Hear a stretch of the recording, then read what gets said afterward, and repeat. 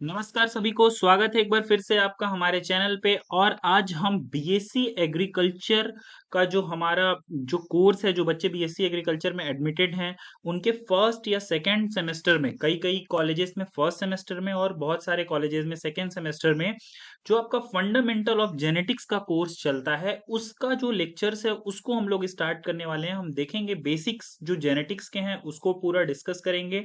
उसके सारे जितने भी आपके टॉपिक्स आपके सिलेबस में है, जो आपके एग्जाम में सेमेस्टर एग्जाम में पूछे जाएंगे, उसको हम लोग क्या करेंगे, डिटेल में यहाँ पर डिस्कशन करेंगे। तो हम फंडामेंटल ऑफ जेनेटिक्स का जो आपका कोर्स है उसको स्टार्ट करने जा रहे हैं। और आज का जो हमारा पहला लेक्चर है उसमें हम डिस्कस करेंगे जेनेटिक्स की कुछ इंपॉर्टेंट टर्मिनोलॉजी के बारे में, जो आपको पता होनी चाहिए। अगर आप जेनेटिक्स पढ़ने जा रहे हैं, अगर आप स्टार्ट करने जा रहे हैं, तो आपको पता होना चाहिए जो इंपॉर्टेंट टर्म्स हैं, जो इंपॉर्टेंट जो वर्ड्स हैं उनका क्या मतलब होता है जेनेटिक्स में, जब आप क्या करते हैं, स्टार्ट करते हैं।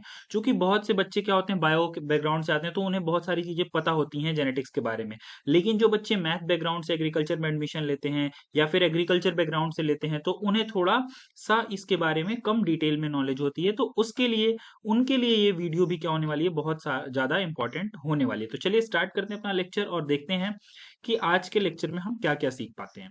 चलिए चलिए, ये पहला लेक्चर होगा आपका जिसमें हम टर्मिनोलॉजी के बारे में डिस्कशन करेंगे। देखिए, सबसे पहले अगर हम जेनेटिक्स की बात करें, ठीक है, तो ये जो जेनेटिक्स वर्ड है, ठीक है, यानी जेनेटिक्स वर्ड से ही स्टार्ट करते हैं हम कि जेनेटिक्स वर्ड जो है ये किसने दिया है और इसका क्या इंपॉर्टेंस है। तो देखिए, जो जेनेटिक्स है, ये टर्म जेनेटिक्स जो है इसको विलियम बैटसन ने दिया था। ठीक है, कब, 1906 के अंदर ये जो टर्म जेनेटिक्स है ये किसने दिया था, विलियम बैटसन ने दिया था। और ये जो टर्म जेनेटिक्स है, इसका मतलब ये क्या है, एक ग्रीक वर्ड है जिसका मतलब होता है टू जनरेट, यानी कुछ नया उत्पन्न करना, कुछ नया बनाना। उसको हम क्या बोलते हैं, किसमें, ग्रीक में क्या बोलते हैं, जेनेटिक्स बोलते हैं। ठीक है, अब अगर हम जेनेटिक्स के डेफिनेशन की बात करें, ठीक है, अगर हम डेफिनेशन की बात करें यहाँ पे, तो जो जेनेटिक्स होता है ये क्या होता है, study of heredity and variation. ठीक है, यानी अनुवांशिकता और जो विभिन्नता है। ठीक है, अनुवांशिकता मतलब, देखिए, सबसे पहले हम वेरिएशन की बात कर लेते हैं। वेरिएशन का मतलब होता है कि एक पॉपुलेशन में रहने वाले एक स्पीसीज के इंडिविजुअल के अंदर कितनी विभिन्नताएं हैं। फॉर एग्जांपल, अगर एक पॉपुलेशन है, पॉपुलेशन के अंदर 1 2 3 4 5 6 ऐसे बहुत सारे ह्यूमन बींग, फॉर एग्जांपल अगर हम मान लें ये ह्यूमन बींग का पॉपुलेशन है, ठीक है, ह्यूमन बीइंग का पॉपुलेशन है, तो ह्यूमन बीइंग की पॉपुलेशन में सारे इंडिविजुअल्स क्या होंगे, एक जैसे नहीं होंगे। कुछ कैसे होंगे, कुछ काले होंगे, कुछ गोरे होंगे, किसी का बाल स्ट्रेट होगा, किसी का बाल करली होगा, किसी की आंख काली होगी, किसी की आंख भूरी होगी। तो ये जो वेरिएशन, ये जो डिफरेंसेस दिख रहे हैं आपको, ये क्या है, आपका वेरिएशन है पॉपुलेशन में। और हेरिडिटी क्या होता है, हेरिडिटी होता है कि एक कैरेक्टर एक जनरेशन से दूसरे जनरेशन में कैसे ट्रांसफर हो रहा है। ठीक है, फॉर एग्जाम्पल अगर आपके फादर में, मदर में जो कैरेक्टर है वो आपके अंदर कैसे ट्रांसफर होके आया, इस पूरे फिनोमिना को हम किस में पढ़ते हैं, यानी वेरिएशन और हेरिडिटी के जो जो स्टडी है वो हम किसके अंदर करते हैं, आपके जेनेटिक्स के अंदर क्या करते हैं और उसको समझते हैं। चलिए, तो एक बार फिर से हम लोग बात करेंगे किसकी, जो जेनेटिक्स के डेफिनेशन के अंदर क्या है, आपका दो इंपॉर्टेंट टर्म्स था, हेरिडिटी और आपका वेरिएशन। तो हेरिडिटी क्या होता है, transmission of trait from one generation to another. ठीक है, एक जनरेशन से दूसरे जनरेशन में जो ट्रेट का ट्रांसफर हो रहा है उसको हम क्या बोल रहे हैं, हेरिडिटी बोल रहे हैं। और जो वेरिएशन है, ठीक है, वेरिएशन क्या होता है, differences among the individual of same species, यानी एक स्पीसीज के इंडिविजुअल के अंदर क्या हो रहा है कि कितना आपका विभिन्नताएं, कितनी डिफरेंसेस देखने को मिल रही है। ठीक है, फॉर एग्जांपल अगर एक राइस का क्या है, पॉपुलेशन है, ठीक है, मान लीजिए यहाँ पे राइस है, ठीक है, तो कोई राइस होगा जो क्या होगा, व्हाइट राइस होगा, कोई राइस होगा ब्लैक राइस होगा, कोई ग्रीन राइस होगा, कोई कलर्ड राइस होगा। ठीक है, तो ये जो आपको कलर के अंदर, राइस के ग्रीन के कलर के अंदर वेरिएशन दिख रहा है, कोई डिफरेंसेस दिख रहे हैं उन अलग अलग राइस के प्लांट्स के अंदर, तो वो क्या हो गया, आपका वेरिएशन हो गया। ठीक है, और ये जो कैरेक्टर है ये ट्रांसफर होगा इनके नेक्स्ट जनरेशन में। फॉर एग्जांपल अगर आपका क्या है, ब्लैक कलर का राइस है, तो वो क्या कर रहा है, नेक्स्ट जनरेशन में अपने जो सीड्स बना रहा है वो कैसा बना रहा है, ब्लैक कलर का बना रहा है। और उस सीड से अगर हम नया प्लांट बना रहे हैं वो भी कैसा बना रहा है, ब्लैक कलर का बना रहा है। तो ये जो कैरेक्टर्स जो है, ये ब्लैक कैरेक्टर जो है, ये क्या हो रहा है, ट्रांसफर हो रहा है एक जनरेशन से दूसरे जनरेशन में। ये जिस जिसके थ्रू ट्रांसफर हो रहा है, जिस प्रोसेस के थ्रू ट्रांसफर हो रहा है, उसको हम क्या बोलते हैं? हेरिडिटी बोलते हैं। ठीक है, चलिए उसके बाद क्या है आपका अगला? टाइप्स ऑफ वेरिएशन, यानी जो विभिन्नताएं हैं वो कितने तरह की हो सकती हैं। ठीक है, तो अगर हम जेनेटिक्स पॉइंट ऑफ व्यू से बात करें तो जो आपके वेरिएशन है वो कितने टाइप के हो सकते हैं? जो वेरिएशन है वो दो टाइप के हो सकते हैं। एक हो सकता है आपका सोमेटिक वेरिएशन और एक होता है जर्मिनल वेरिएशन। जो सोमेटिक वेरिएशन होता है ये कहाँ पे पाया जाता है? आपके सोमेटिक सेल्स में पाया जाता है। ठीक है, सोमेटिक सेल्स के अंदर आपका सोमेटिक सेल्स के अंदर आपका सोमेटिक वेरिएशन देखने को मिलेगा। तो variation found in somatic cell. ठीक है, तो हम सोमेटिक वेरिएशन को क्या बोल सकते हैं? Variation found in somatic cells. ठीक है, यानी सोमेटिक सेल्स में मिलने वाले वेरिएशन को हम क्या बोलते हैं? सोमेटिक वेरिएशन बोलते हैं।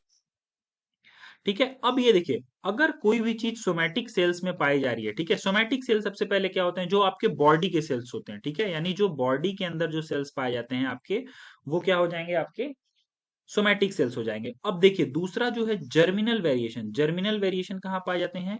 जर्म सेल के अंदर पाए जाते हैं। किसमें पाए जाते हैं? जर्म सेल्स के अंदर पाए जाते हैं। ठीक है, जर्म सेल्स क्या होता है? जो आपके सेक्स सेल्स होते हैं। ठीक है, यानी स्पर्म, एग। ठीक है, ये क्या होते हैं? आपके जर्मिनल वेरिएशन होता है। तो variation found in germ cell, ये क्या हो जाएगा? आपका जर्मिनल हो जाएगा। Variations found in germ cell. ठीक है, जर्म सेल्स के अंदर जो वेरिएशन हो रहा है वो आपका जर्मिनल वेरिएशन हो गया, यानी एग और स्पर्म के थ्रू। अब देखिए सोमैटिक सेल से क्या होगा? कैरेक्टर का ट्रांसफर नहीं होता है। जो नया प्रोजेनी बनता है वो किससे बनता है? आपके जर्म सेल से बनता है। तो अगर सोमैटिक सेल के अंदर कोई वेरिएशन आ गया तो ये नेक्स्ट जनरेशन में नहीं जाएगा। ठीक है, यानी ये कैसा होगा? अगर सोमैटिक सेल्स के अंदर जो वेरिएशन होगा वो कैसा होगा? नॉन हेरिटेबल होगा, यानी ये नेक्स्ट जनरेशन में, यानी नेक्स्ट जनरेशन में ये नहीं जाएगा। ठीक है, लेकिन जो जर्मिनल वेरिएशन होगा ये क्या होगा? नेक्स्ट जनरेशन में ट्रांसफर हो जाएगा। ठीक है, नेक्स्ट जनरेशन में ये चला जाएगा। ठीक है, और ये नेक्स्ट जनरेशन में यहाँ पे ट्रांसफर नहीं होगा। तो जर्मिनल वेरिएशन क्या होते हैं? ऐसे वेरिएशन होते हैं जो हेरिटेबल होते हैं। ठीक है, और किस में होते हैं? जर्म सेल के अंदर आपके पाए जाते हैं। चलिए उसके बाद जो अगला है आपका बोल रहा है जो दो इंपॉर्टेंट और टर्म है वो है क्या है आपका? कैरेक्टर्स और जीन। ठीक है, तो कैरेक्टर्स और जीन क्या होते हैं उसके बारे में देख लेते हैं। तो देखिए कैरेक्टर क्या होता है? मॉर्फोलॉजिकल और फिजियोलॉजिकल ट्रेट। ठीक है, देखिए कैरेक्टर बेसिकली क्या होता है? एनी मॉर्फोलॉजिकल, फिजियोलॉजिकल, एनाटॉमिकल, ठीक है, बायोकेमिकल,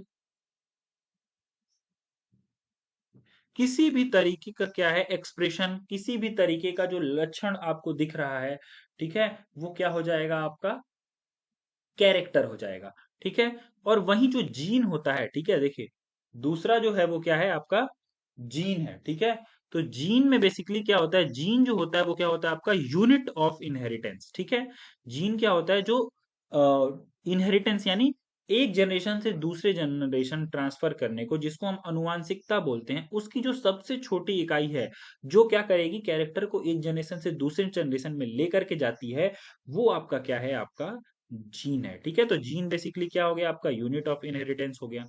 अब उसके बाद क्या है? यही जो जीन है, ये जीन बेसिकली क्या होता है? एक सेगमेंट होता है डीएनए का, एक छोटा सा पार्ट। फॉर एग्जांपल अगर ये डीएनए है, ठीक है, ये अगर डीएनए है, ठीक है, तो इस डीएनए का एक छोटा सा सेगमेंट, ठीक है, इस डीएनए का एक छोटा सा सेगमेंट, ठीक है, जो क्या कर रहा है? एक आरएनए बना रहा है। ठीक है, और एक आरएनए बना रहा है और इस आरएनए से एक प्रोटीन बना दे रहा है, और ये जो प्रोटीन है ये क्या कर रहा है? एक कैरेक्टर बना दे रहा है। ठीक है, तो इस छोटे से डीएनए के सेगमेंट्स को हम क्या बोलते हैं? इस छोटे से डीएनए के सेगमेंट्स को हम जीन बोलते हैं। ठीक है, तो जीन क्या होता है? एक छोटा सा सेगमेंट डीएनए का जो क्या कर रहा है? एक आरएनए, एक प्रोटीन बना रहा है। ठीक है, उसको हम क्या बोलते हैं? जीन बोलते हैं। चलिए उसके बाद जो नेक्स्ट है हमारा अलील। ठीक है, अलील क्या होता है? ठीक है, तो देखिए जो जीन्स होते हैं, ठीक है, जीन्स जो होते हैं वो क्या होते हैं? अपने अल्टरनेट फॉर्म के में प्रेजेंट होते हैं। फॉर एग्जांपल अगर हम हाइट के कैरेक्टर की जीन की बात करें, ठीक है, अगर मान लीजिए जो हमारा जीन है वो किसका है? हाइट के कैरेक्टर का जीन है। तो इस हाइट के कैरेक्टर के क्या होंगे? दो अल्टरनेट फॉर्म होंगे, ठीक है। इसके क्या होंगे? दो अल्टरनेट फॉर्म होंगे, किसके अंदर? पी प्लांट के अंदर। अगर हम एग्जांपल लेते हैं, एक कैसा हो सकता है? टॉल हो सकता है, एक ड्वार्फ हो सकता है, ठीक है। यानी एक छोटा हो सकता है, एक बड़ा हो सकता है। तो अलील के क्या है? दो अल्टरनेट फॉर्म है, ठीक है। अल्टरनेट फॉर्म अलील के दो हो सकते हैं, ठीक है। कभी कभी तीन भी हो सकते हैं। जैसे अगर हम ब्लड ग्रुप की बात करेंगे, ठीक है, ब्लड ग्रुप, तो इसके अंदर क्या होते हैं? तीन अलील पाए जाते हैं। एक होता है आई ए, एक होता है आई बी, और एक होता है स्मॉल आई, यानी ये ओ वाला, ठीक है। तो A B O blood group जो होता है, ठीक है, उसके अंदर क्या होते हैं? तीन अलील आपके पाए जाते हैं। तो इसके तीन अल्टरनेट फॉर्म पाए जा रहे हैं, ठीक है। तो एक जीन के क्या हो सकते हैं? ढेर सारे फॉर्म आपको देखने को मिल सकते हैं। जो जीन्स के अल्टरनेटिव फॉर्म होते हैं उनको हम क्या बोलते हैं? अलील्स बोलते हैं, ठीक है।